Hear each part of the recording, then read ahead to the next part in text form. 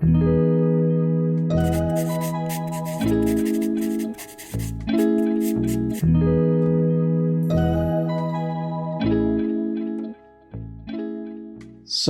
sekalian, salam sejahtera, salam bahagia, dan selamat datang di Jurnal Komarudin Hidayat.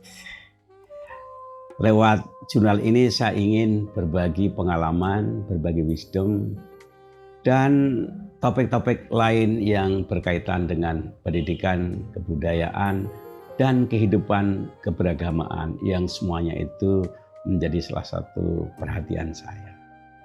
Saya akan mulai dengan satu cerita singkat ya, mengapa saya datang ke Jakarta dan bagaimana awal mulanya.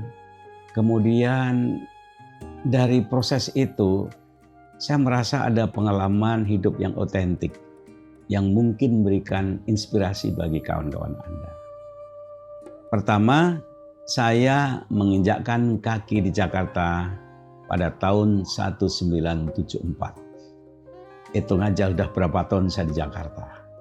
Saya datang dari desa yang kecil di Pabelan dekat Borobudur, Magelang.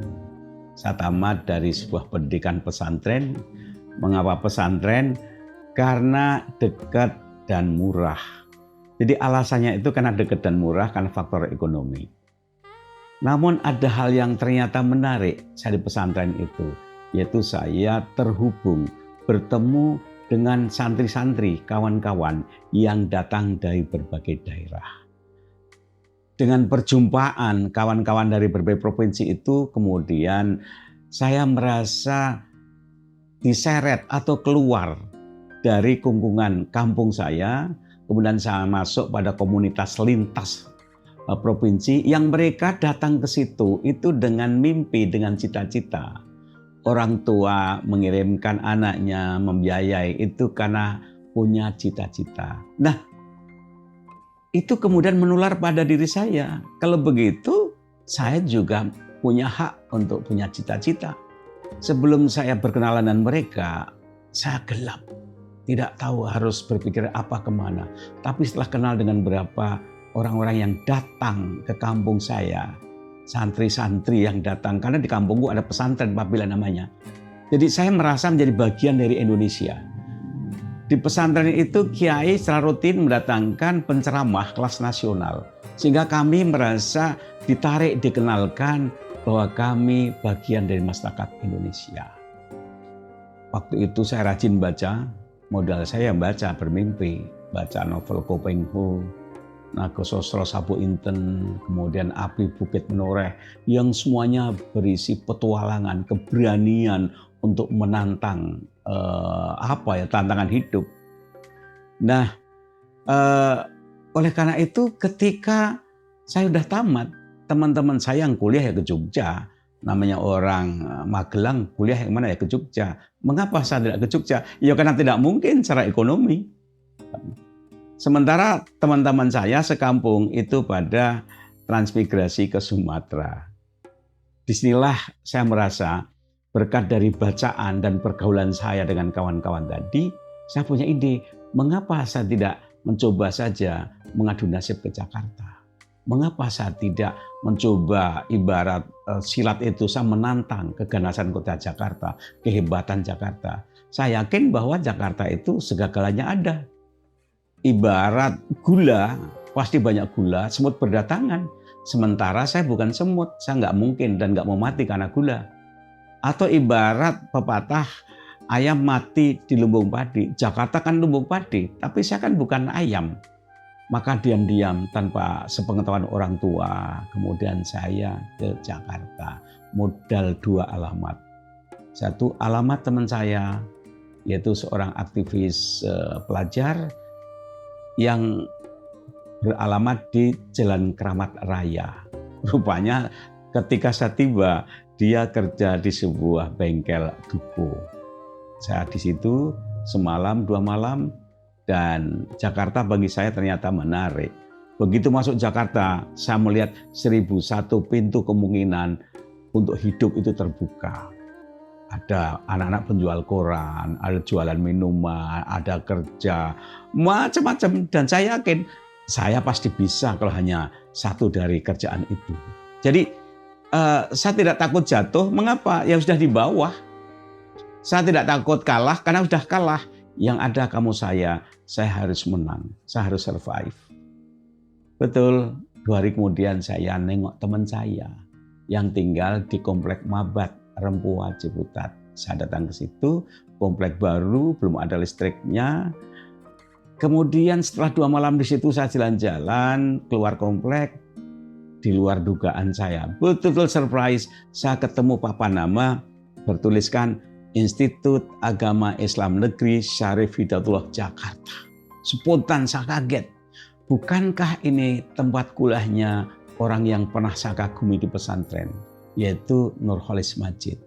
Cak Nur pernah kuliah di sini, Fakultas Adab. Maka kemudian kaki saya seperti ada yang menarik. Saya masuk kampus, saya kagum dengan kampus itu. Karena saya yakin di sini pasti banyak orang hebat-hebat. Lintas provinsi pasti di sini. Bersamaan dengan itu rupanya ada pengumuman testing mahasiswa baru. Singkat cerita saya ikut tes dan lulus. Jadi tesnya tentunya besok harinya lulus. Setelah lulus saya bingung bagaimana saya mau membayar uang kuliah. Saya tidak punya uang. Tapi dengan lulus itu kemudian muncul tekad, ide baru, semangat baru. Pasti saya bisa. Saya menemui bagian administrasi namanya Pak Ismail. Pak, boleh tidak saya kuliah tapi bayarnya bulanan? Mengapa? Saya tidak punya uang. Oh boleh. Gitu. Nah, resmi diterima mahasiswa. Kemudian saya cari pekerjaan. Kerjaan yang paling mudah waktu itu apa? Saya mencari sekolah, menawarkan diri sebagai tenaga guru honorer. Kemudian ada berapa lembaga-lembaga pendidikan yang menerima saya, salah satunya guru privat dan berbagai kegiatan di komplek Mabat. Saya aktif di situ. Nah, setelah masuk jadi mahasiswa, saya masuk HMI. Di situ lagi-lagi saya ketemu para senior yang bagi saya mengagumkan dan di antara mereka berprofesi sebagai wartawan. Dan saya percaya diri sekali. Kalau soal tes menulis pasti saya bisa. Karena ketika di pesantren saya sudah biasa membuat majalah dinding. Kemudian saya menawarkan diri, bisa nggak saya belajar sebagai wartawan? Apakah sekedar juru potret atau apa terserah. Rupanya senior saya tadi welcome. Dan di antara orang yang berjasa pada saya mendorong profesi wartawan, salah satunya Fahri Ali. Tapi sebelum Fahri Ali, sesungguhnya saya kenal yaitu Farid Hajiri. Tapi untuk karir wartawan ini yang mendorong memang Fahri Ali. Singkat cerita apa? Saya kemudian kuliah sambil kerja wartawan. Kalau saya lihat ke belakang, saya datang ke Jakarta sebagai jobless gelandangan, kemudian jadi mahasiswa, dan sebelum tamat di UIN saya diminta oleh rektor Pak Harun Nasution agar saya mau menjadi asisten dosen. Mengapa? Rupanya Pak Harun itu simpati pada saya karena saya termasuk mahasiswa suka bertanya. Gitu. Jadi saya senang sekali bertanya. Rupanya bagi dia bertanya itu tandanya paham. Kalau nggak paham kan nggak akan bertanya. Saya diterima jadi dosen.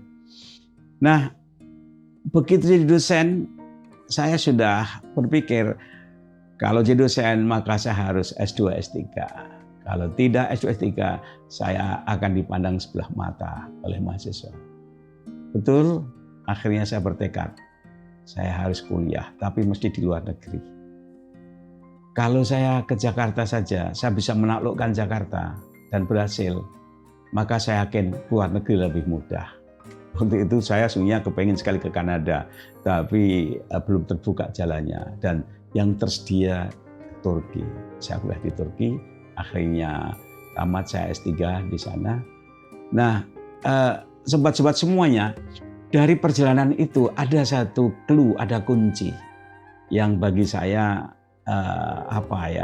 menarik rasanya saya share di sini yaitu satu modal cinta ilmu dan karakter. Itu yang dipesankan kiai saya.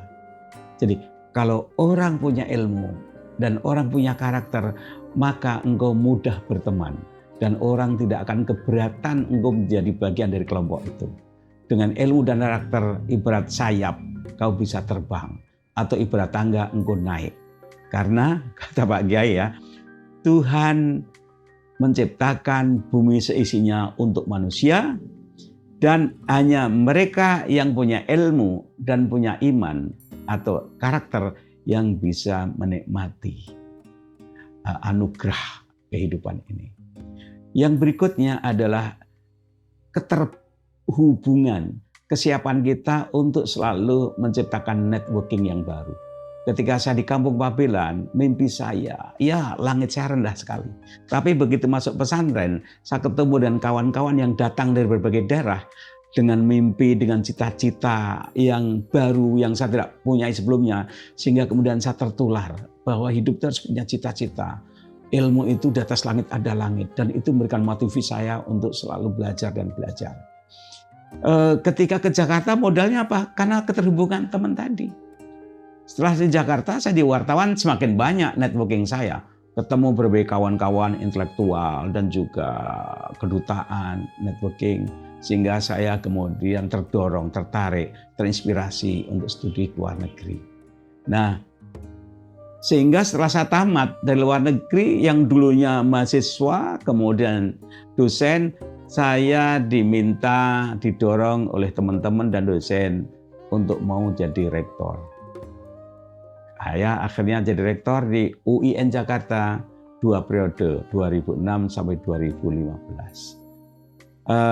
Sobat-sobat semuanya, ini bagi saya ingin saya ceritakan agar mungkin memberikan inspirasi, motivasi bagi Anda atau mungkin anak Anda ya, bahwa dengan modal tekad, cinta ilmu dan berani mencoba, jangan takut kalah dan salah, maka kita itu pasti akan menemukan jalan naik terus, kayak spiral tuh naik terus.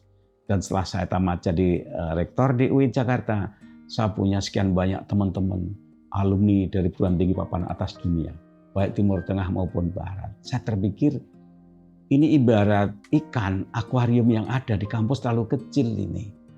Di luar negeri dia belajar begitu serius, profesornya, mahasiswanya sedemikian rupa.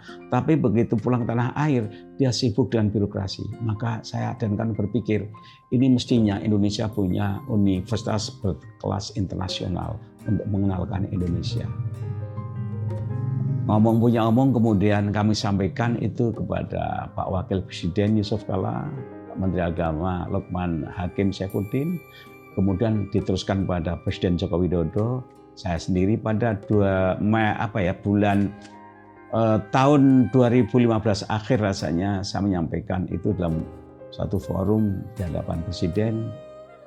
Akhirnya diterima dan 2016 resmi kepres pendirian Universitas Islam Internasional Indonesia. Dari situlah kemudian kami merancang terlibat atas arahan panduan Pak Wapres Yusuf Kala waktu itu. Dan berdirilah universitas, saya sebagai rektor yang pertama tahun 2019 sampai 2023. Dari cerita itu coba bayangkan ya, dari orang kampung yang miskin, kemudian jadi mahasiswa, jadi rektor, dan kemudian terlibat mendirikan beberapa lembaga pendidikan. Misalnya tahun 1998 saya itu mendirikan Yayasan Pendidikan Madania, Sekolah Madania, tempatnya di Kahuripan Parung, Bogor ya, bersama almarhum Nurholis Majid yang saya kagumi dan Pak Fuadi. Sampai sekarang masih berkembang terus. Alumninya ini banyak di luar negeri karena ini bilingual. Pada tahun 2007 saya juga ikut mendesain sekolah Avicenna di bawah Yayasan Medco. 2014 saya memimpin penegrian Universitas Tidar Magelang yang sekarang berkembang pesat mahasiswanya. Kemudian tahun berapa ya? 2006, 2007, 2014. Pendeknya saya senang bercocok tanam dalam dunia pendidikan. Oleh karena itu, ketika teman-teman aktif di politik, ya saya senang sajalah punya kawan-kawan politisi. Yang lain jadi birokrat, ya silahkan. Itu bukan passion saya. Sedangkan passion saya lebih senang dalam dunia pendidikan dan kebudayaan dan interfaith. Jadi untuk selanjutnya saya ingin berbagi catatan-catatan hidup saya, keterlibatan saya, engagement saya dalam dunia pendidikan, kebudayaan, dan juga interfaith.